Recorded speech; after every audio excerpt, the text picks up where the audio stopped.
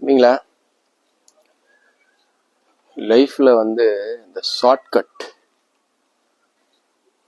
பணம் சம்பாதிக்கிறது, லைஃப்ல நம்ம நிறைய விஷயங்கள்ல ஷார்ட்கட் கண்டுபிடிச்சோம்னா மேபி அது ஒரு ஜெயிச்ச மாதிரி இருக்கும், பணம் வந்த மாதிரி இருக்கும்.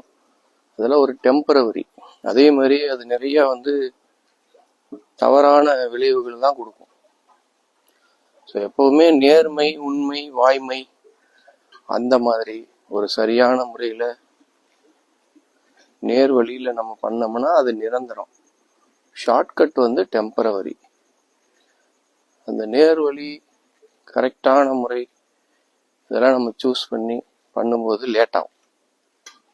ஸோ அதனாலதான் மக்கள் என்ன பண்றது, இந்த ஷார்ட்கட் கண்டுபிடிக்கிறது, குறுக்கு வழி கண்டுபிடிக்கிறது, சீக்கிரமா எப்படி ஜெயிக்கிறது, உழைப்பு இல்லாம எப்படி பணக்காரன் ஆகிறது, இதெல்லாம் வந்து தவறான சிந்தனைகள்.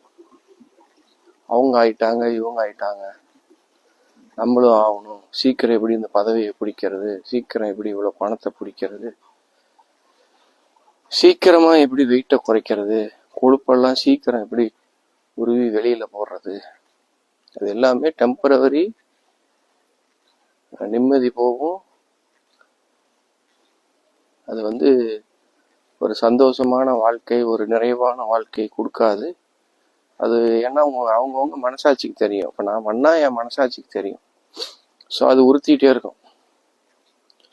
ஸோ அதனால எப்பவுமே லைஃப்ல வந்து நம்ம இந்த நேர்வழி, சரியான விஷயங்களை சரியான முறையில நிதானமா பொறுமையா கரெக்டா பண்ணி அந்த மாதிரி தான் நம்ம வந்துட்டு பண்ணணும்.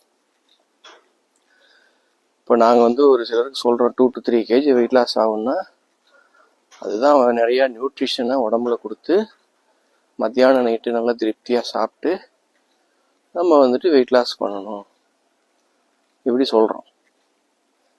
அதே மாதிரி ஹெர்பல் லைஃப்பில் நம்மக்கிட்ட பிஸ்னஸ் பண்ண வரவங்களுக்கு பொறுமையாக இருக்கணும், நிதானமாக இருக்கணும், உடனே பணம் கிடைக்காது, முதல் தொழில் கற்றுக்கணும், கற்றுக்கிட்ட விஷயங்களை திரும்ப திரும்ப பண்ணணும், திரும்ப திரும்ப பண்ணும்போது கொஞ்சம் கொஞ்சம் ரிசல்ட்ஸ் கிடைக்கும், இப்படிலாம் நம்ம சொல்கிறோம். ஸோ இதுதான் உலகத்தில் இருக்கிற வழி. வரலாற்றில் நீங்கள் போய் பார்த்தீங்கன்னாலும் இப்படி தான் இருக்கும்.